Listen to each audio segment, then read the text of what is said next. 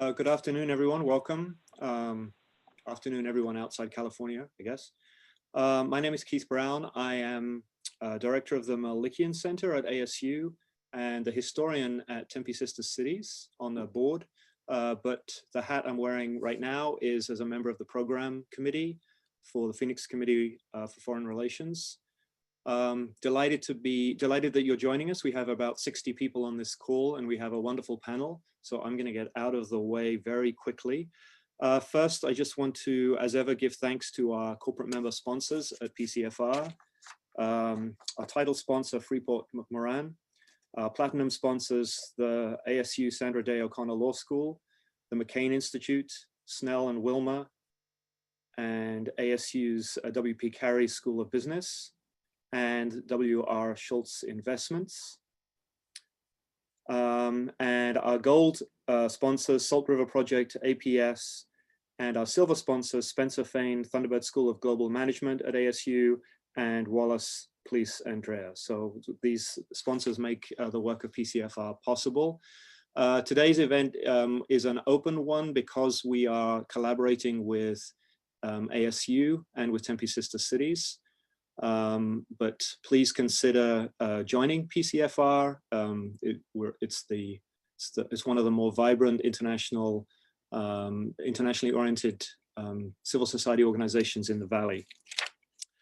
Our main collaborator today is the Cronkite School at ASU for journalism and mass communications, right, Bill? Am I right? That's exactly right. And I will turn over to Bill Silcock, who is a Melikian Center affiliate and directs the Humphrey program, which led to two of our participants today, to introduce the panelists and take us forward. Thank you very much, Dr. Brown. Keith, it's great to partner with you as always. And so we are excited today, not to listen to me or really to Keith, though we'll help keep poking these great journalists along to try to learn a little bit more about what's unfolding as we get into this topic about truth and disinformation. I think embedded under all of what we're trying to think about today is the relationship between truth and trust, and how the media is really going through a disruptive period of time, the news media related to that. We have three great panelists. I'm going to introduce them more formally right before they speak. But first of all, Noreen Shams is from Pakistan. She works in Karachi. She's a radio journalist, former Humphrey Fellow at Cronkite.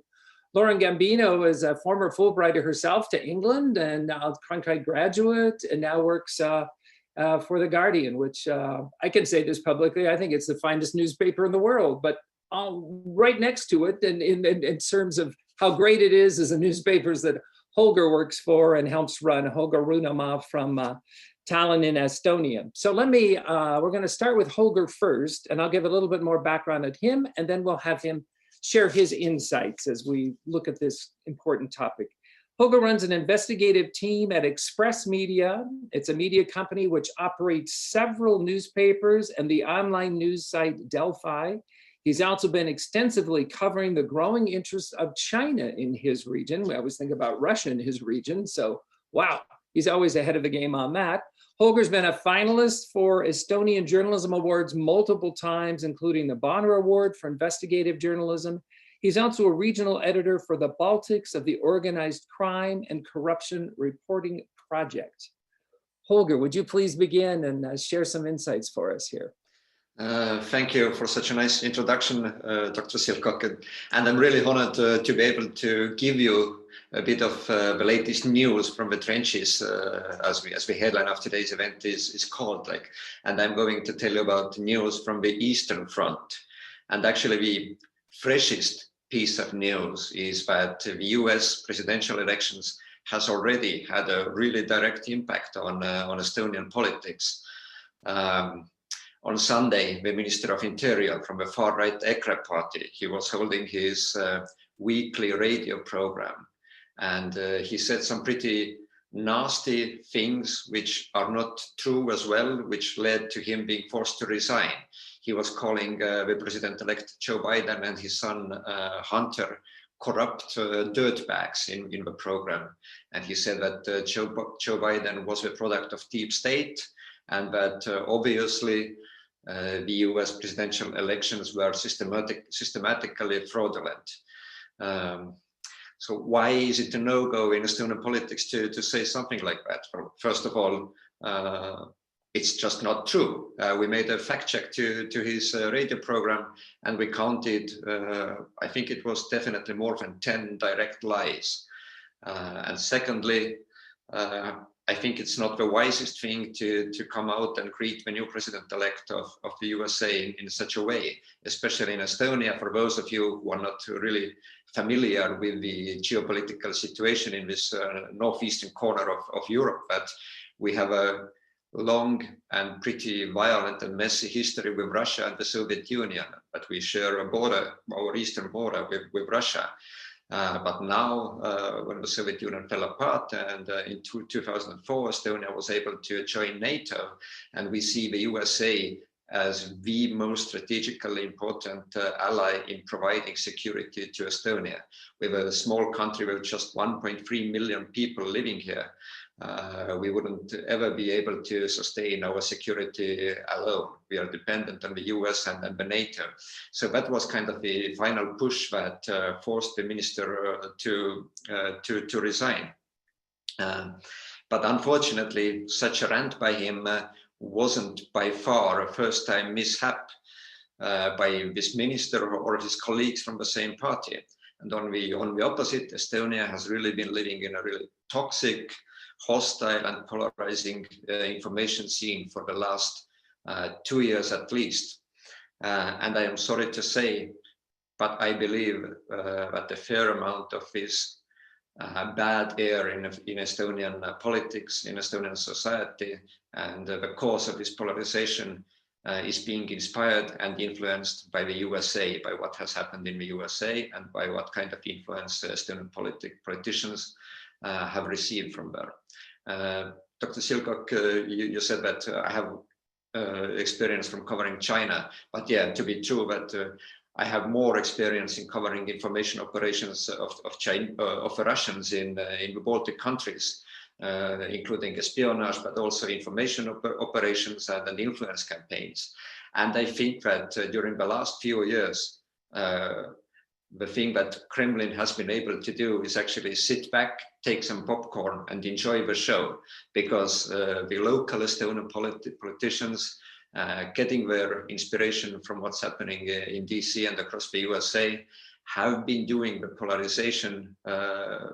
polarizing work for the Russians. The Russians don't need to do anything else, just sit back and enjoy. And our local Estonian politicians, I'm sorry to say that they have been really successful in causing this polarizing effect in the society. I will bring you a few personal experiences. Back in 2019, January, we are investigating together with a good colleague of mine, the youth wing of the far-right local party. They had set up a small troll factory. It was just 2 months ahead of the parliamentary elections. They were creating like dozens of fake Facebook accounts, Twitter accounts. They were trolling on politicians' walls, news feeds. They even got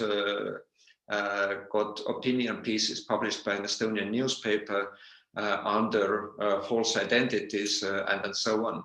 When we ran the first story, me and my colleague, we became doxxed. Private information about us was collected and published on an international English language, really hardcore neo-Nazi forum. We were like collecting information such as our phone numbers, our home addresses, our family members' names and addresses. And all of that information is still available on that webpage.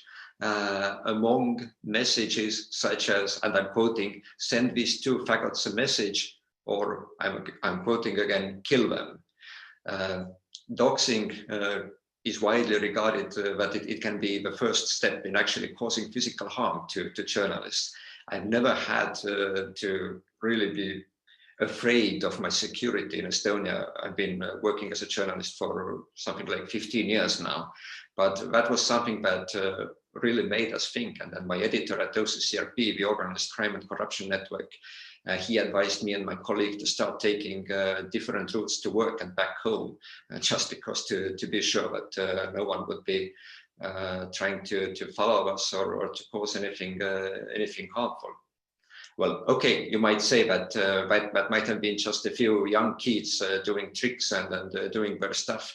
But actually, fringe news sites associated directly to the far-right party have been pushing this strong anti-journalist narrative ever since, at least for the last 2 years, and actually longer. And as it happened, after the parliamentary elections, the same far-right party ended up in the coalition government of Estonia. So they are now actually on power. Their ministers have personally abused and ridiculed journalists, and not only journalists, but also minorities such as gays, black people, or professions such as gynecologists, saying that they are murderers. They are murdering people when they help women to carry out abortions. And they've also said, and again I'm quoting, that heads must be rolling. They announced that phrase when talking about judges on the parliament floor of Estonia. Or another example, this summer I was extensively investigating the finance minister, again from the same party, because he had recruited the former FBI boss, Louis Freeh, to represent Estonia in a case in the United States. But the procurement process was opaque, to say the least. There were clear conflicts of interest, the amount of money involved was large, and obviously we needed to do our investigative work, and as any reporter would do, we needed to ask him questions, but instead of answering any of the questions, he came out and started publicly ridiculing me and some of my fellow journalists, calling us non-journalists at governmental press conferences, advising people not to read, not to follow, not to subscribe to any of the media outlets that my publisher is publishing in Estonia. And this is the kind of life that we need to be, we need to try to hold these people accountable, but it looks to me that they have really become unaccountable. And what I'm worried about is that this thing will keep on actually getting worse and worse. I think that next year in Estonia will be really critical, and I'm really afraid of what will happen, because again, for purely political reasons, Estonia will hold a kind of referendum asking people if a marriage should remain only a union between a man and a husband, a man and a woman, I'm sorry. And that's a hugely polarizing issue. It is not a topic that should be in any way relevant to discuss now or to put into referendum. The aim is that they hope the people will say no, so that they can go and change the constitution and then fix that the marriage will only and forever be between a man and a woman. I am sure that we will see an increasing amount of disinformation, and I am sure that we will see people who will be radicalized by that disinformation. And I'm afraid, I don't want to call out bad things to happen, but I'm afraid that someone will get really badly physically hurt. Will it be journalists? Will it be activists? Will it be politicians? But I'm afraid that something might happen. We don't have an example from very far away. In Poland, in the Polish city of Gdansk, the local mayor was stabbed in a public event by a mentally ill person in January 2019, and he died because of it. And that guy, it was also an anti-gay event. Actually, it was a gay rights event, not anti-gay. It was a gay rights event where the mayor of Gdansk was holding a speech in favor of gay movements. And the guy stabbing him had been radicalized by a constant stream of disinformation, polarizing information coming, among other things, from the public broadcasting TVs in Poland. I really hope that it will not be the case here, but I am really worried. And I will end this presentation with the words of Piotr Buras, who wrote in The Guardian after the Gdansk tragedy that all over Europe, we are all sitting in a room filled up with toxic fumes. We need to act before someone enters it and lights a match. Thank you. Wow, Holger, thank you. And thank you for your bravery, and for you and your colleagues. What you've told us just in these brief moments are almost breathtaking to take in. And I know there will be lots of questions. And so we encourage you who are joining us to pop in your questions, not right now, verbally, we won't take them, but put them on the chat room, and Keith and I later will make sure they get answered. Thank you also for that quote from The Guardian, which is a great transition to Lauren, who is our next speaker. Lauren Gambino is a senior political reporter at The Guardian News and Media in Washington, D.C. She covers national politics and the 2020 presidential campaign. And your work is not over yet. Maybe this is even the toughest part of the job. She previously covered Hillary Clinton's campaign during the 2016 presidential election. Her first journalism job was the State House reporter for the AP, the Associated Press in Salem, Oregon.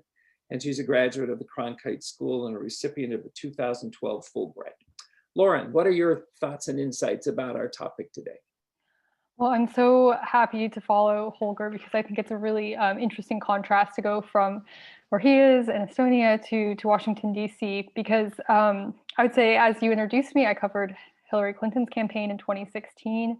Back then, as a political reporter sort of on the campaign trail, I wasn't really thinking about disinformation.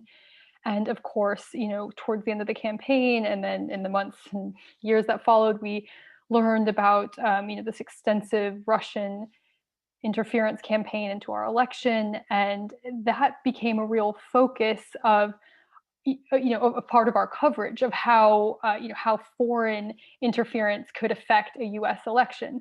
But I would say in the last couple of years, and certainly since Donald Trump has taken office, the shift has become much more domestic. We are now, and my job, this is now incredibly relevant to my day-to-day job. Disinformation is coming right from the President of the United States, and that is such a shift from what we've seen before. And it is so incredibly dangerous because he has such a massive platform and such a loyal base of followers who really do turn to him for their information and for their news. And of course, we're seeing at this exact moment a real inflection point because we have both, a pandemic, which requires us to have faith in institutions and in experts and doctors, which the President of the United States, again, has undermined. And we've also had a very contentious national presidential election. More people have voted in this election than we've seen in a century. So it was it brought out, a lot of Americans that we haven't seen vote in a long time, and it was it was relatively close. But Donald Trump has lost the Electoral College vote and the popular vote, and has yet to concede. And he is sort of blocking the transition of Joe Biden to become president. And what his defense is that there's been instances of widespread voter fraud. So currently, this is what I'm working on day in and day out. We are talking about in our editorial meetings. It's how to cover this mass disinformation campaign about voter fraud that we have found no evidence to support. In every election, there are always very small irregularities. Secretaries of state are out there. They're looking for possible, someone who maybe accidentally voted twice. They are looking for this, but we have found no evidence of massive scale, nothing that could change the result of an election in any state. The lawsuits that the president is bringing forward are, being tossed out by courts because they're so baseless, and yet we're seeing this information spread like wildfire online. And what's difficult for us in the newsroom is we're fact checking it every day. Every time there's a big conspiracy starts to bubble, we'll put out a fact check. We will, every time we have public appearances, we try to make it clear that this isn't true. But the trust in the media has eroded to a point where if you believe, Joe Biden is not the democratically elected president-elect, you're probably not coming to the New York Times or the Washington Post or the Guardian to look at our fact checks. You're probably getting your information from friends on Facebook, like-minded friends on Facebook or Twitter or other social media platforms. So that's one concern that I have going forward. And we're already starting to see this have a real impact. One example, polling, obviously we've seen a lot of problems with polling, but nonetheless, just a Snap poll right after the election found that 70% of Republicans do not believe this election was conducted freely and fairly. And what's shocking to me is that because of what the president has done, because of what the president has said about mail-in balloting, about voter fraud, secretaries of state were on their best behavior. They knew we were going to be watching and looking at them, and so they took great pains to make sure that everything was above board and conducted as smoothly as possible. And actually, overall, it's been an incredibly smooth election. Yes, it took longer than maybe many people expected. That's because we're in a pandemic and more people voted by mail. But all of this is being sort of misconstrued. And I actually just want to read a quote. There was a great NBC did a big analysis of some of the voter fraud misinformation that's floating around. And one of the experts that they quoted yesterday said, individually, none of these claims could stand up to a moment's scrutiny, but collectively they're deafening, urging the average citizen to give up and accept the ambiguity. And that's where I want to just point out some of my personal experiences from the trail. I think I didn't realize how prevalent disinformation and conspiracies were. We know from research, often they circulate more on the right, and given that the president is amplifying these messages, it's probably not a surprise I encountered this more when I was covering Trump events versus when I was covering events for Joe Biden or other Democratic candidates. But nonetheless, I was really shocked when I went to, I was actually in Arizona reporting, and I went to several different events, and multiple times without prompting, I was talked to about the QAnon conspiracy theory, which is completely meritless, totally evidence-free. It's actually ridiculous. It's about a satanic pedophilia cult run by Democrats. And so this really shocked me because, conspiracy theories have been around for a long time, and they've been politically motivated in part of our politics, but I just was shocked at how prevalent it was and how common it seemed to be.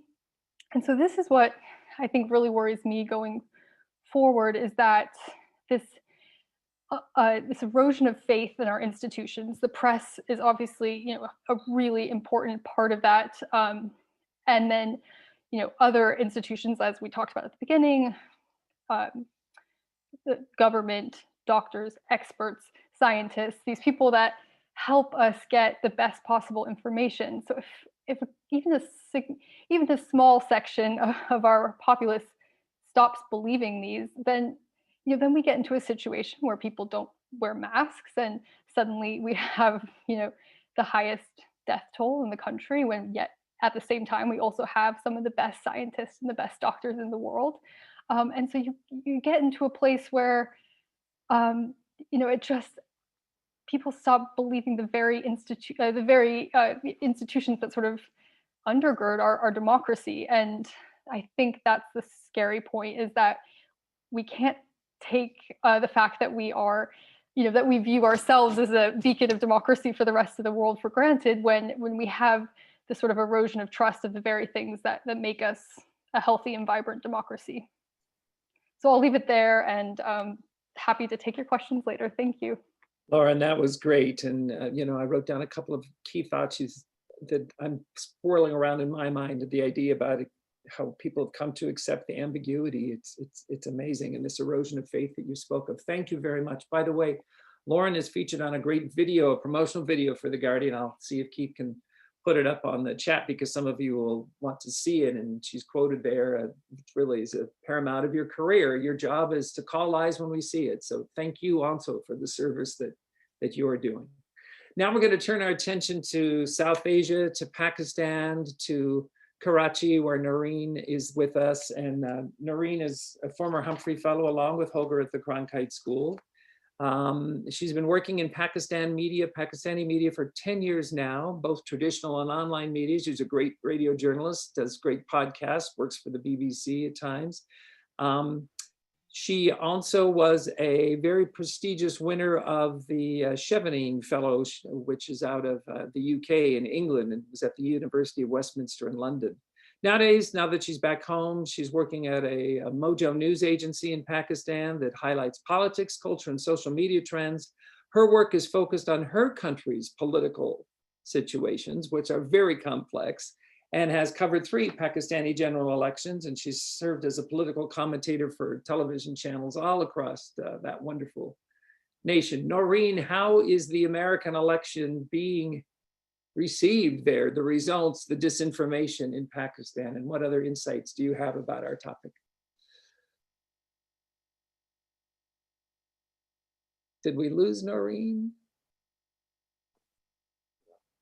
She was there just a second ago. She might jump back in. Sometimes Wi-Fi can be a little spotty there.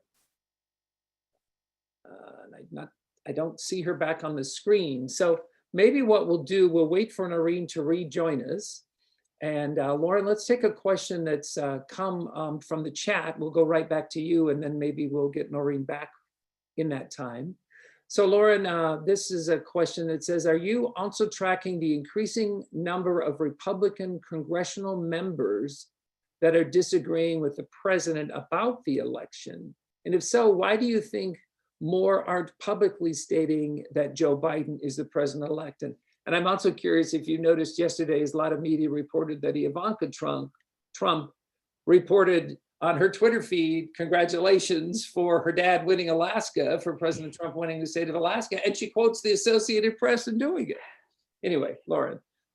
Well, this is a reoccurring theme that we see. If the news it reflects what you want it to, then it's real and you can trust it. And then if it doesn't reflect what you want it to, it's fake news. Yes, so we are tracking the Republicans who have spoken out. I think, certainly there's some of them are who you'd expect. Mitt Romney, Senator Susan Collins. These are senators who have spoken out before and view their role as sort of independent of the president. But I think one of the big and very surprising things, and something I'm sure Arizonans don't appreciate, Arizonans who voted for John McCain for so many cycles are very disappointed in, is just how I think the Republican Party has really not stood up to the president in moments when, it's a real moral call. It's a moment where, peaceful transition of power goes back to the founding of this country. We have seen it, in almost every election, I think, since 1800, we've seen the losing candidate concede and allow the president-elect to move forward with his transition. And we are just not seeing that in this moment. So it's actually, while I think because Trump is such a personality and we've gotten used to some of his antics, we kind of maybe roll our eyes at this, but this is actually a really extraordinary moment. And, to not see Republican leaders like Mitch McConnell, Kevin McCarthy in the House, to not really see them come out and say, we support the president of the United States, but we also support these democratic institutions. We support the peaceful transition of power. I think it's really shocking, and it's really dangerous because it also gives credence to some of these fraudulent claims that we've seen. Right, thanks. All right, thanks, Lauren. Okay, we're going to jump in and grab Noreen while she's got good bandwidth. Go for it, Noreen. Yeah, I'm so sorry. I think authorities just got to the air of this discussion that I'm going to put here. Thank you very much for having.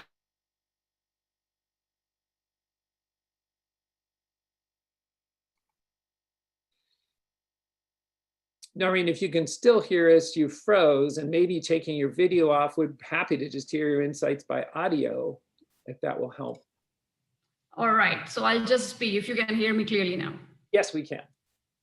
So I was saying disinformation, fake news, misinformation is a worldwide phenomena. And being a journalist and hearing Lauren and Holger before, it's no wonder that everywhere journalist community is experiencing somehow similar stuff right now.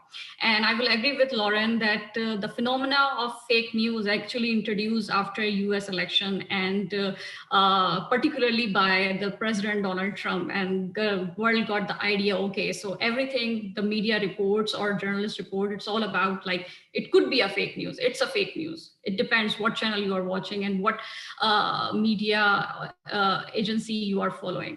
So it drew our attention in the aftermath of the 2016 US presidential election. The spread of such news we saw that could destabilize political institution and also destroy the legitimacy of media organization. Hence, the discussion today is indeed timely after the US elections 2020, and we all are media practitioners trying to take a closer look at where we are. The spread of false information is often used to confuse or discredit mainstream media and political opponents, but it can also instigate social tension and riots. In Pakistan, if we talk about 80% of journalists find social media platform as the worst source for information, with WhatsApp being the absolute hotbed for disinformation and fake news, and so is Twitter. But by just focusing on social media failing, or sometimes we say Russian propaganda, sorry to Holger and everywhere who is in Russia, and filter bubbles, but we traditional media, I think, are fighting the wrong war. In the past, we were responsible for reporting truth and nothing but the truth. Today, due to information overload, it is the news consumer job to curate what they believe is true from the thousands of sources they have access to. They have fake news phenomena which exists in two forms. One is the creation of news content that is built of a lie with the intent to deceive. The other is the use of the term as a label to attack and discredit or malign journalists.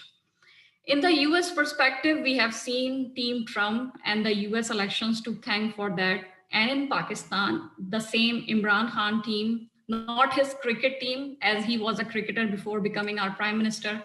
And he has a social media warrior team here. So in my perspective, the loss of faith in the media is not the worst news. That is the large portion of the audience are cutting back or abandoning news entirely. Their top reason for switching off were that news is too depressing, too biased, or controlled by hidden agendas. As we speak to the public, as a radio broadcaster, I speak to the public directly, and they call me and they tell that this is what we see, that if we switch to certain channel, it feels like that they are the mouthpiece of certain political party. So this speaks volume when people turn off mainstream news because they have fear of hidden agendas, because they are becoming increasingly vulnerable to polarizing and extremist messages from other sources. These are the issues we are dealing with as a community of journalists, but in the Pakistani context, it is the pressure from authorities that comes in the way of truth. So it's not just that disinformation, fake news, or we have masses problem. It's like we have pressure from authorities that comes in our way of truth. And we have seen manifold increase in power to the state through censorship, surveillance, manipulation of information, and the spread of lies to maintain the status quo. The restrictions have baffled us as a journalist into self-censorship. I will particularly talk about myself, that I used to speak so freely about authoritarian government and talking about in the radio, but then people stopped hiring us or telling us, please don't do that, otherwise we will have to face the dirt of the authority. So government asked us to adopt positive reporting, to print, publish, share the thing that they like. They want us to speak the truth, but if you really dare to speak the truth, sugarcoat it, please. The threat here is that journalism is turning into propaganda, and the point of journalism is to be public interest, independent of the government, hold them accountable. But journalists are not allowed to do that. There is no space for journalism. Currently, if I say, since I came back recently from the Humphrey Fellowship, I found that even to talk on social media is very scary, because the Federal Investigation Agency, which is the FIA, reportedly received 50 complaints of journalists and activists just over social media posts. And I feel that it is to target journalists and tell them to be careful, or we do understand that it happened in the past, that they may be detained or just get abducted. So I think we are seeing the misuse of law here. Last August, just to give another example, on social media while sharing or analyzing political trends, many, like in the Pakistani politics, 24 female Pakistani journalists, 24, complained that they have encountered coordinated vicious social media campaigns of harassment, discredit, and intimidation for their work. Those were highly emotional testimonies shared from different various Pakistani media outlets, and several movement journalists described the sexual abuse they faced, including social media trolls, calling them prostitute, whores, and threatening them with rape or death, like this. So women in the media are not only targeted for their work, but also for their gender. My family also asked me to not post anything on social media. And at the end, many families asked their daughter to leave this profession or just, leave the stand against the pressure group. Anyways, to sum up this discussion from my side, as I think problem is not just social media or tech companies are taking over traditional media. And in Pakistani case, problem is also not that just authorities are trying to undermine freedom of expression. It is the media itself should look into that. Like being a journalist, I would like to see that if both conservative and liberal channels are objectively coming up with views and news from both sides, then censorship would be unwarranted. The probability of this happening is 1 in a billion, because I don't think people who subscribe to the liberal media point of view would ever endorse the views of the conservative media. They are aware of what is being promoted on the liberal channels, but would never care to hear their point of view. People are more polarized now that they would never subscribe to each other point. Objective journalism becoming a myth because it is now more a matter of whose version you believe. That's all from my side. Thank you very much. Thanks, Noreen, for those insights. And we note that Balochistan, which is right near where you are, is in the past has been one of the most deadliest places in the world for journalists. And it's the Committee to Protect Foreign Journalists does a report every year, and Pakistan often, sadly, comes out at the top or near the top for the dangers that you face. Yeah, that's true. I mean, the danger, literally in the past years, we have seen that it was easy that some putting something, but now you don't know if you get killed or somebody will just barge in your home, you get abducted or something happened to your loved ones. So it's scary that who is going to do what. So it's better to self-censor yourself if you want to stay alive. Thank you. Well, that's the opening insights and tough commentary, really, that each of these have shared from very different perspectives, but it certainly doesn't represent the entire globe, but it certainly represents some very important case studies from each of your countries. So thank you. Keith is going to walk back in here. He's already back in here, and we're going to ask some questions and help keep the chat alive. So we hope more people will join us on chat. And I'm going to start out with one question for any of the panelists, and then Keith and I will go interactive here. And that question simply is, do you think we really understand the 68 million that voted for Donald Trump? Do you think we really understand their perspective? Because clearly they don't think we do. They don't think that that we get it. So how do we bridge the gap? And one of the chat questions I'll mold into that says, how is the news media working to improve trust with all citizens?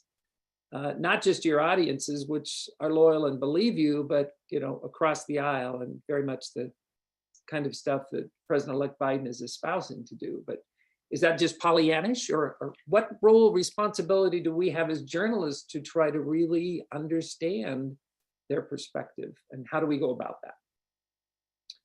Anybody can start. Well, maybe I should start just because, so I think it is incredibly important that newsrooms do understand both sides. I think it's just an important thing to note that Joe Biden has won more votes than any president in history, but Donald Trump has also won more votes than any president in history except for Joe Biden. So, I think clearly Donald Trump, he for his supporters, he represents something. And, I know in our newsroom, we've spent the last 4 years really we've traveled again and again to states that Trump won, Pennsylvania, Wisconsin, Michigan, and really talked to, why did you support him? Is it him? Is it his personality? Is it his policies?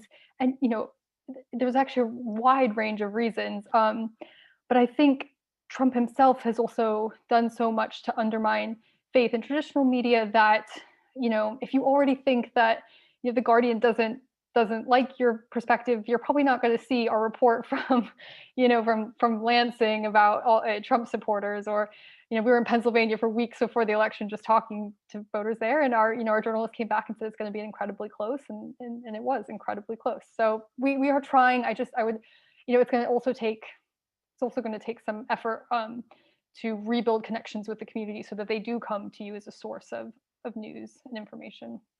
Great. Holger? Yeah, probably I wouldn't want to take my Estonian deep dive into American politics as such, but I think the question is actually pretty universal. It goes the same about, I don't know, Estonia, about Hungary, about whatever countries. And it's kind of like a paradox that at the time when in theory the media, the newsrooms should have the easiest access to all audiences, as Lauren was saying, that we actually don't reach a large portion of office people. And I think it's like a kind of like $1 million question in many countries, that how would you reach these audiences and what to do? As Lauren was saying, that they've traveled extensively to different states to ask people these questions. But I think that aside from traveling and asking these questions, I think that's something that these people actually are not very fond of. That they see these journalists coming, I don't know, in Estonia's case, coming from Tallinn to rural areas and then asking these questions and then going back home. But that's not enough to start understanding them. We pretend we understand. Maybe we think that we understand these people, but no, we still don't understand all the motives behind that.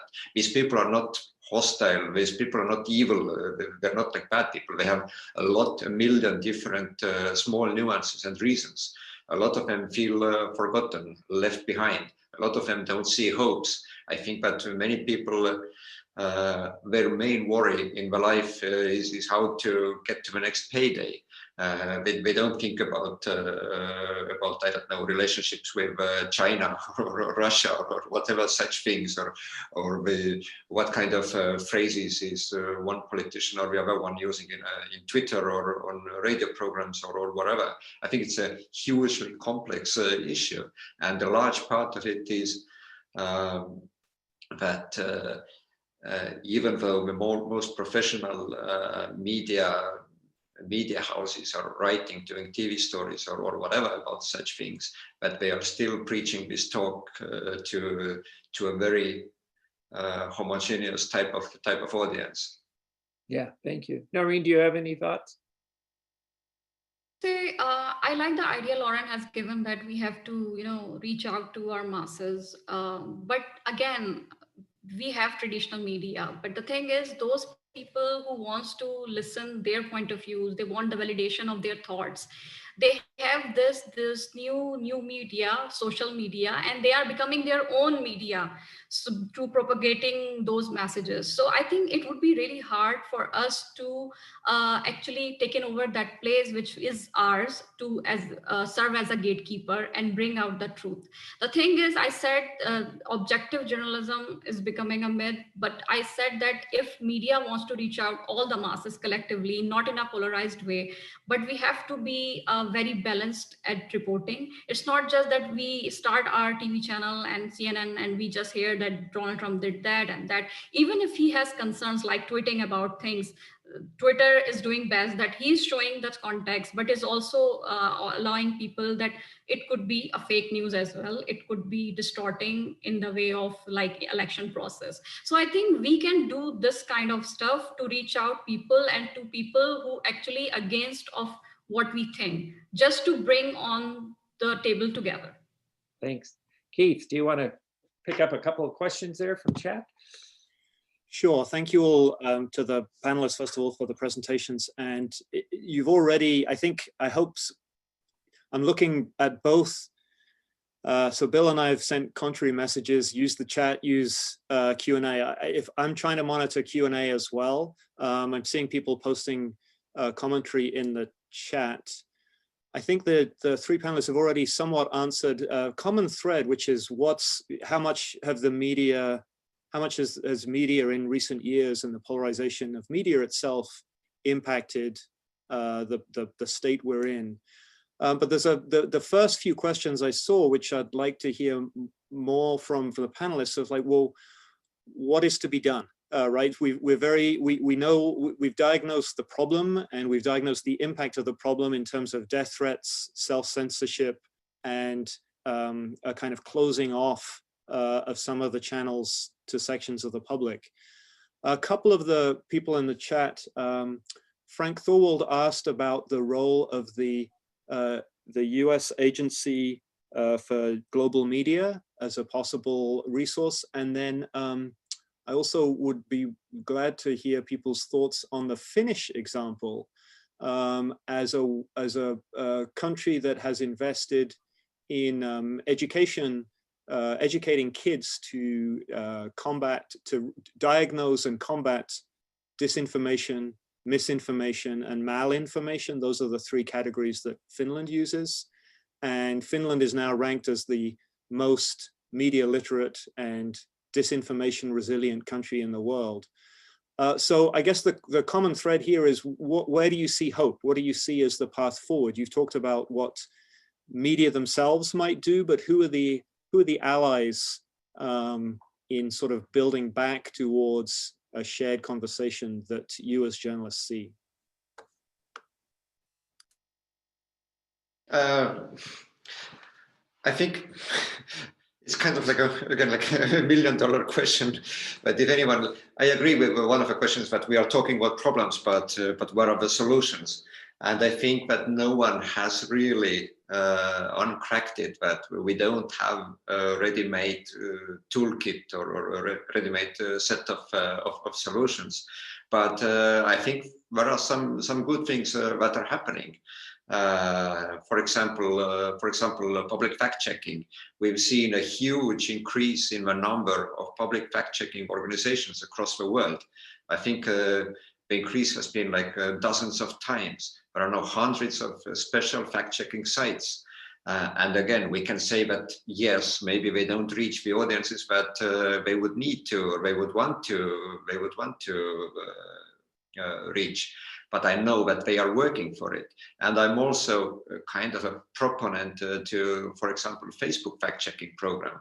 That Facebook is allowing independent third-party fact-checkers to actually go out and mark posts as misleading, false, or whatever. And I think that is a really good way how to reach new audiences, because whenever you mark such posts, are they political, are they about COVID or whatever, as misleading, for example, the people who have engaged with that post, they receive a notification, and the new people who will engage that post, who will see these posts in their feeds, they actually will also get a notification that that statement might not be true. And if you're interested, please see what an independent fact-checking association has been doing. And I think that's kind of a way that we need to be inventive in how to reach audiences that will not go to, I don't know, read the New York Times, The Guardian, BBC, Deutsche Welle, or whatever site automatically, but who don't open that first thing in the morning. That's for one, I think. You mentioned about the Finnish media literacy course. That's actually, I wrote it down in my notes already as a part of a solution. But I think we need to bring universal media literacy classes to schools. But maybe we can't fix the problems that are already existing in, I don't know, a certain age group who are already formed people. But when we start with younger generations, we teach them how the society works. We teach them how media works. We teach them about media literacy. I think that will definitely have a benefit. And I think vitally important is that media should strictly follow professional standards and then keep on following it and then building on it. So these are maybe like some parts of some tools that can help us to reach at least some kind of a solution. Thanks very much. And sorry, Keith, you're right. Let's make the questions go to the Q&A section, not the chat, but let's clean up 2 questions that are still in chat, and then we'll be done with chat and can go to the Q&A. Holger, there's one for you specifically that was early on. He said, it's a very troubling description of the state of play facing journalists in Estonia. Have you established connections with Russian independent journalists to strategize on how to best face the challenge that you're facing, covering the issues that are going on there? Well, I must say that the situation in Estonia and Russia is completely different. We are talking about problems that we are seeing starting to emerge in Estonia, but I think that independent journalists in Russia are probably some of the most courageous people out there in the entire world. I have tremendous respect for the work they are doing. And Estonia is still, I just checked, number 14 in the World Press Freedom Index. United States is number 44, but Russia is, I wrote it down, 149. I think it's extremely dangerous in Russia to work as an independent journalist, and that's we cooperate on investigations and then things, but I think that there is no point in even starting to compare about our everyday lives. I still, in general, I don't feel threatened. I don't need to think that there would be, I don't know, state actors going, wanting to harm me physically. But what we need to be careful that, yes, Estonia is still among some of the countries with the highest index for press freedom, but we can see how fast it can start to erode. What we're seeing in Europe happening, like Hungary now only 89th in the world, Poland in the 62nd position. The media freedom in these countries, which used to be some of the most liberal, some of the most vibrant media landscapes, has eroded so quickly that it's really horrifying to see. Great. There's one other, and then we'll toss it back over there to Keith. And this is an interesting one. That's one of the journalist toolboxes. And Lauren, you know this very well, of course, working in Washington. Sources are everything, but there's obviously this trend towards anonymous sources. And the question is, I'll try to be true to the question. I see a trend in according to anonymous sources, a person familiar with the matter, et cetera, without naming sources. This seems to be the ambiguity of news. And do you think that's dangerous to this credibility of reporting and hurting the reputation of journalists? So argue the pros and cons of anonymous sources for us. So being in DC, I was in New York before this, and the big difference is in Washington, everyone wants to be on background or anonymous. Like they won't say, you know, it's a sunny day outside with on the record. People here are just incredibly worried about their jobs, and this is just how they go about business. I think why it's becoming more common is that with past administrations, particularly actually the Obama administration, there's a very tight lid around his inner circle. The Trump administration's been different. They've taken such a different approach. They're very chatty. They like to tell sort of the inside story. And so we're seeing a lot more details that we actually don't typically get from, you know, inside the White House. And so I think that maybe might explain some of the prevalence of it. There's also, you know, there's kind of the funnier side, the White House, you know, there's just, so, you know, some interesting facts that they'll divulge. But then there's also been this, I think, a rise in whistleblowers of sort of, you know, more career-oriented, you know, not partisan appointees, but more people, civil servants who've worked in these departments or these agencies for a long time, and they are coming forward because they're either uncomfortable or they believe that, you know, some of these political appointees are doing things that they believe are inappropriate. So we're seeing that come forward as well, and that usually comes out as an anonymous source, at least initially. These are really truly part of the toolkit. You could not do your job in Washington without speaking to people, you know, off the record, meaning not for print, or allowing people to speak on background or anonymously. You know, it's always better to get people on the record, absolutely, because I think that makes your work that much more credible. But I think, we as journalists need to do a better job, I think, of explaining how we do our jobs. I think that might help. And, by kind of explaining, like, this is the process.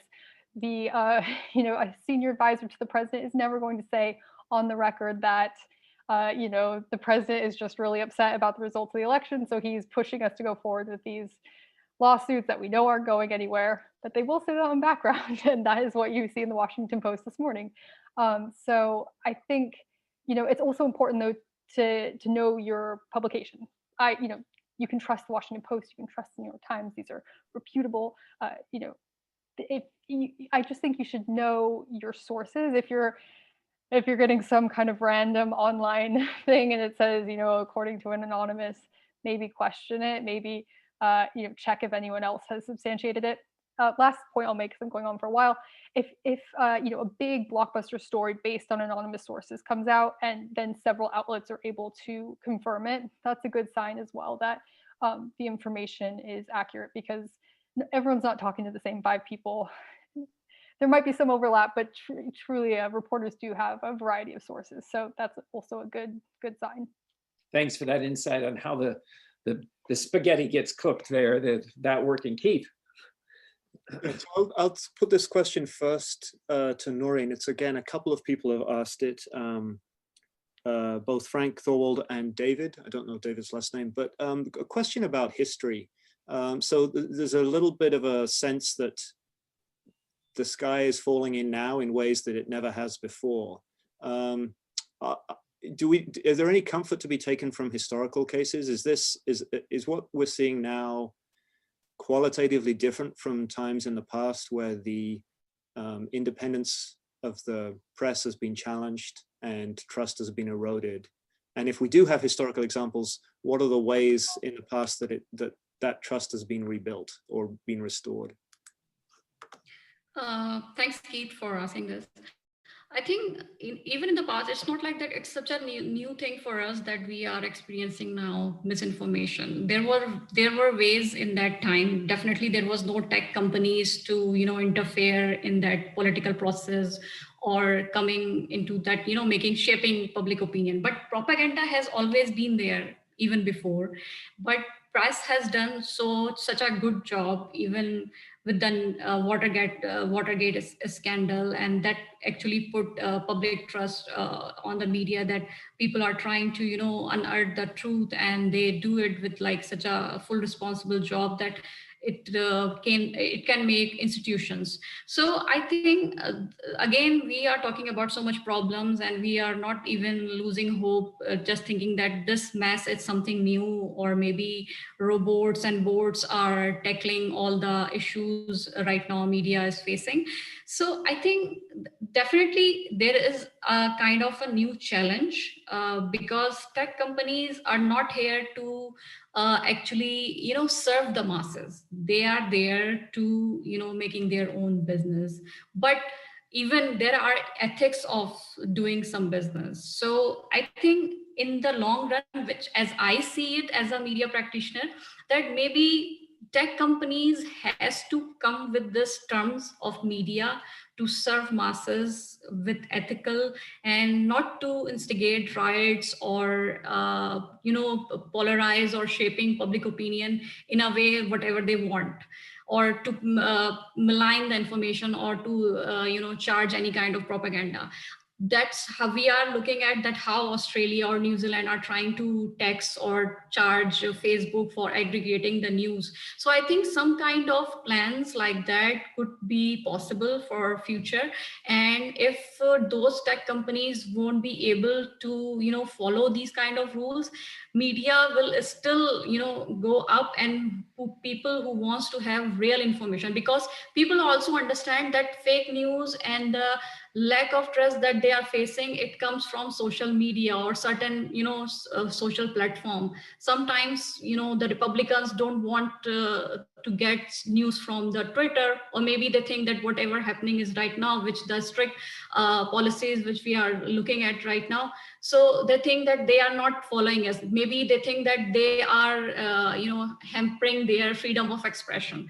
So I think we have to see above the tech companies, and the media will definitely come forward as soon as we report just the truth and nothing but the truth.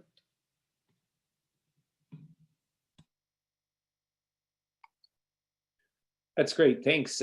Thanks, Noreen.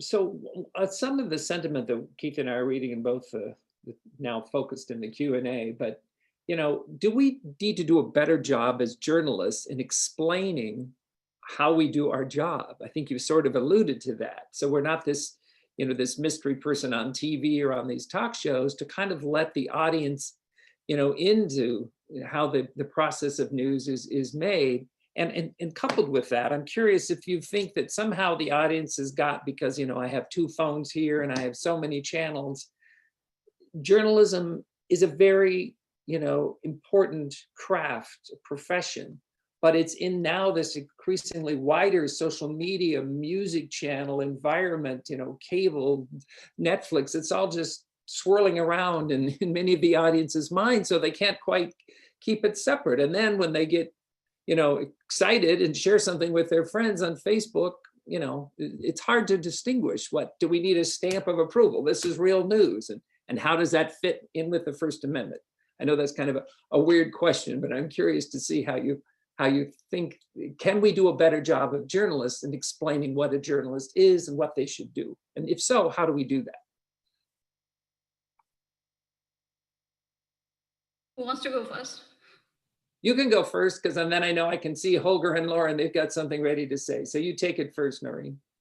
I would say that's an interesting question, because right now, if we see all over the world, news is also, as a product, declining.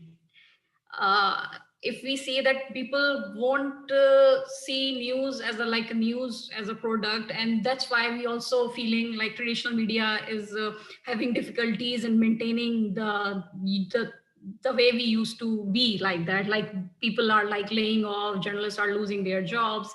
So now it's not just news, we are dealing with the content. You talked about Netflix as well.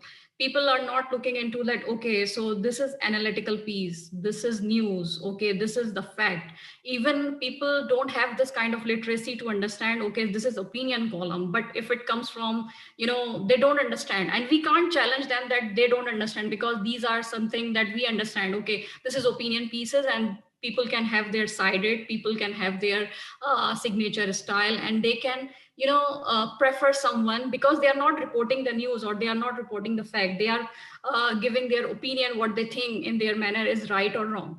So we can't challenge people to that they don't understand it, but we are dealing with the content, and you're right, we are not people are not following news, people are going to the Netflix, and they are going to other channels, social media, YouTube and whatnot. So I think for journalists, it's not just about reporting the truth, but in this sense, we have to also target the fact check, fake news. We also have to report that this is the fake news. So we have seen that so many people are, doing fact check, and they are giving that, they are trying to debunking the fake news. So I think the job of us is not just about that, how we deal with the truth and how are we reporting our facts. It's also about how we report the misinformation as well. This is the misinformation, or this is the fake news. So you have to fact check it. I think that's what we can do it extraordinary to fight this mess.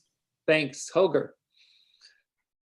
Well, yeah, if you ask that, should journalists or should media do a better job in explaining how they do their job, then of course, yes. But the trick is that you need to be creative, you need to be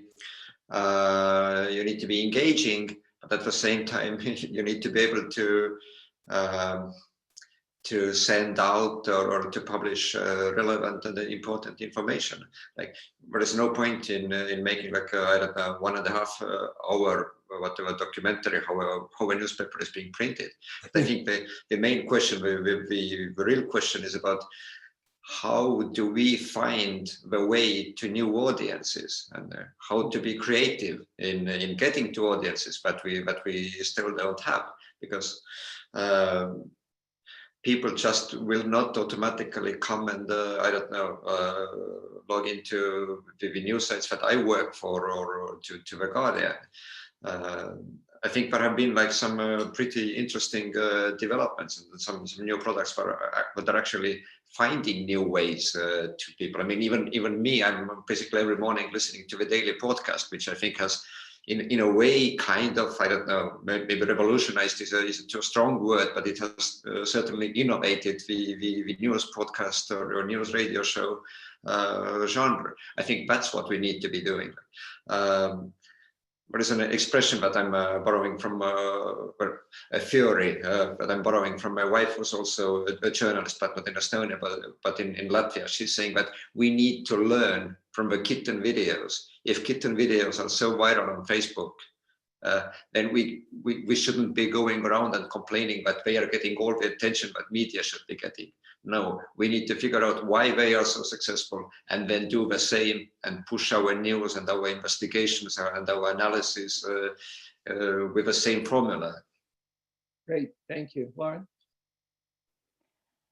I agree with them. I think, you know, one of the great things I think that the Daily succeeded at is that you're hearing right from the journalists and you get a bit of insight into, you know, the questions that they're asking and how they do their job. And I think, yeah, if you just had a sense, because you know, sometimes even my own friends and family don't know that, you know, what goes into, you know, writing an article or, you know, reporting an article.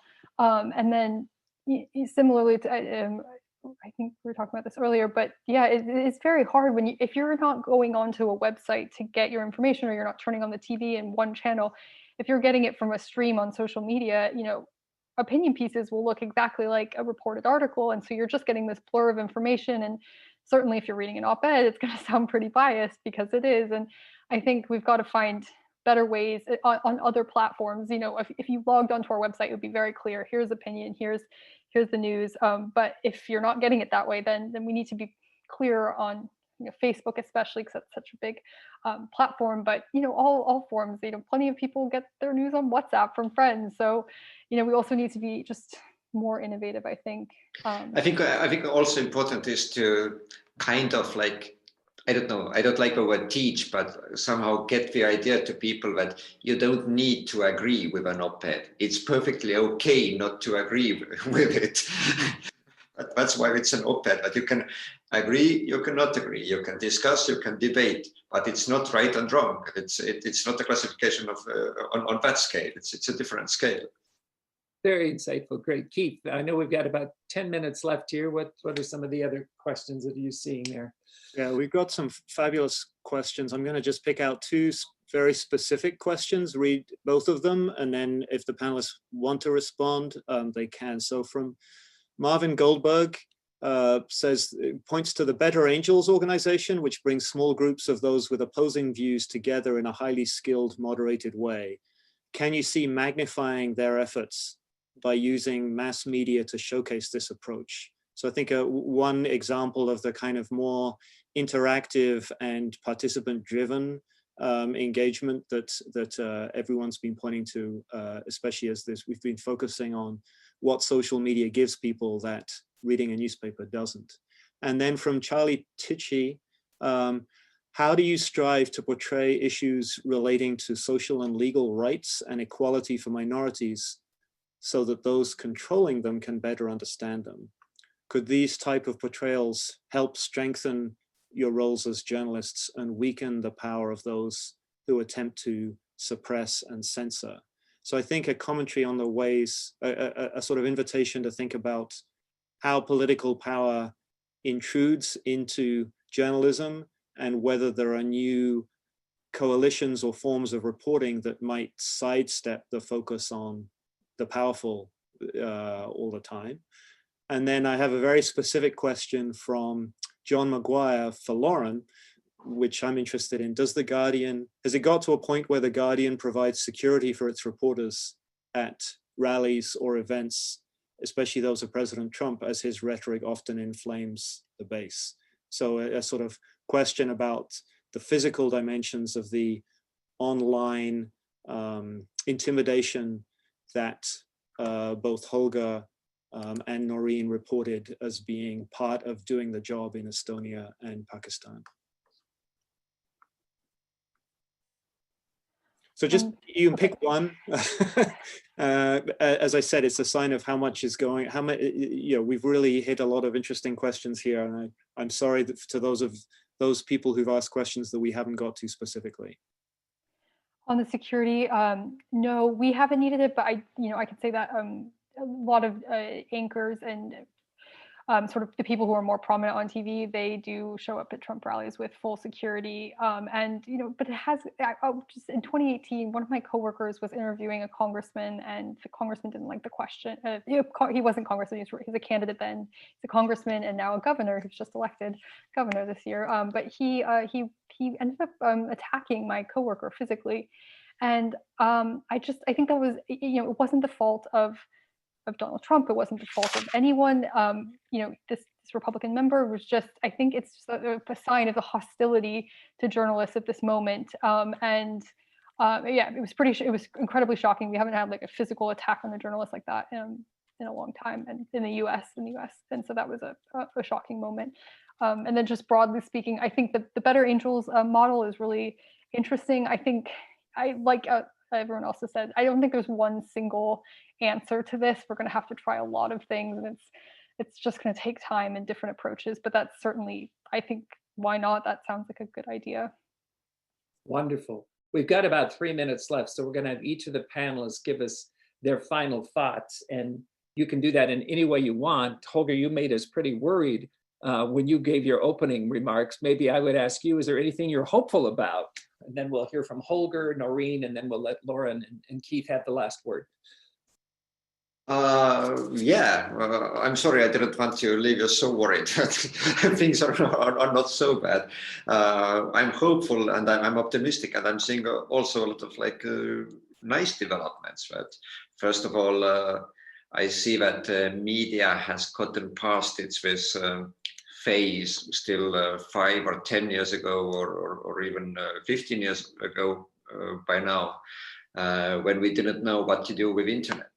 And that's when media started ruining itself, or destroying itself. And now, luckily, we're way past that point. We are seeing that people are willing to actually subscribe. Even The Guardian is making profits, as we know. And also, I can see that happening here. That when I don't know, 10 years ago, it still used to be like. The conventional saying was that why should I pay for something that's on internet? Why should I pay for news on internet? Never. But now my media house here, for what I'm working for, we have 45,000 digital subscriptions, which in a country of 1.3 million people is huge. And I think our digital revenues from digital subscriptions are increasing almost twofold every year. And the expectations are really high. At the same time, I can see that it kind of, the necessity is that we should keep on raising the professional standards with the audience's expectation now that they are paying for it. Is also, if the expectations are higher, that it means that we need to be more professional ourselves. And also, a big part of a problem is that at least in Estonia, I don't know about the States, but this minority is very vocal. I don't think that most people are careless. Most people want to go out or harm other people or whatever. But the minority who thinks like this is so vocal, and it's because of the social media algorithms and so on. It's so easy to take use of that and to amplify these messages and so on. But in the end, I might be naive, but I think that a lot of people are actually pretty good and decent and nice people, and those are the people we also need to continue serving. Great. Noreen, quick final thought. I just want to say that maybe I've shared like a very scary picture, which is like a truth at the moment in Pakistan, because we are like experiencing and adopting Chinese model kind of like that. But I'm still hopeful because collectively, as a journalist community all over the world, we still speak, we still raise this question, we are having this discussion as well, and this is a great effort as well. But we have to look into the future as well, because we just talked about Facebook, Twitter, or WhatsApp, but now we have seen that how strongly people have used in the US election, like meme culture, TikToks.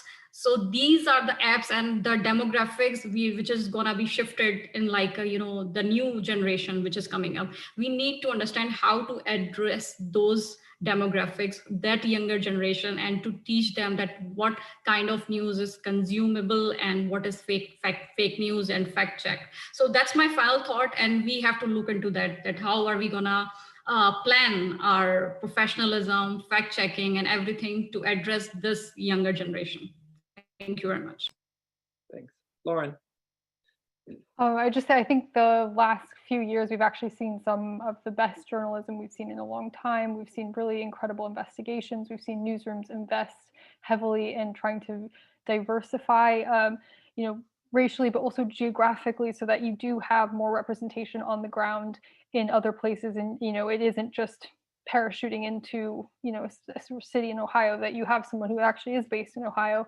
And our newsroom has been a part of that, where we've really, and I think once you have, more diverse voices in the newsroom, then you're better able to both spot disinformation that's bubbling up in a certain community, and you're also better able to address those voices that do feel so, disillusioned and like they have no one that represents them. So I think that's a reason to be really hopeful. Newsrooms are too slow, of course, we're not doing enough, but it is moving in that direction, and they are getting more diverse, and the journalism, I think, is getting better as a result.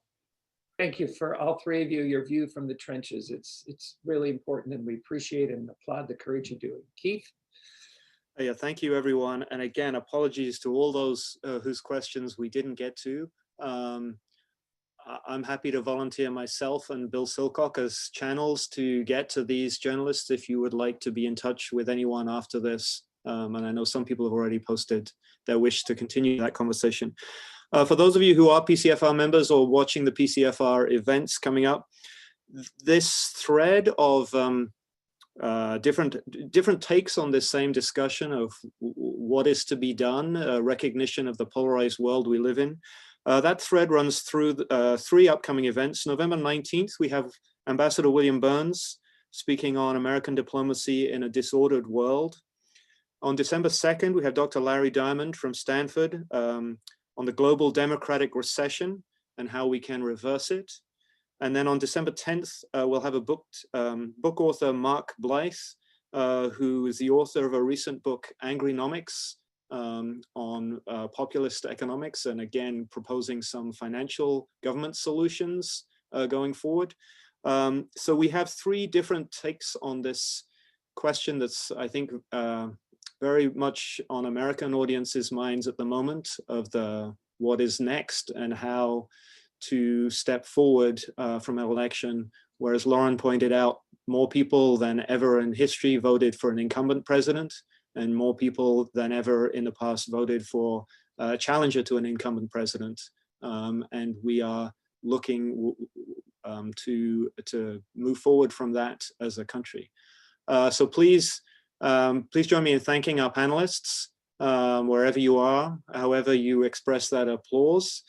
As one further resource, Bill Silcock posted in the chat an alert to a Cronkite-free course on media literacy that is open to anyone who wants to take it.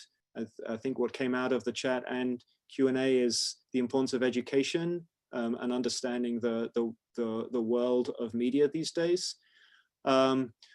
So I hope that you can continue reflecting on this, and if you do it in company with other PCFR members over the next few weeks, we would love to see you. Thank you all, and again, thank you to our panelists. Thank you.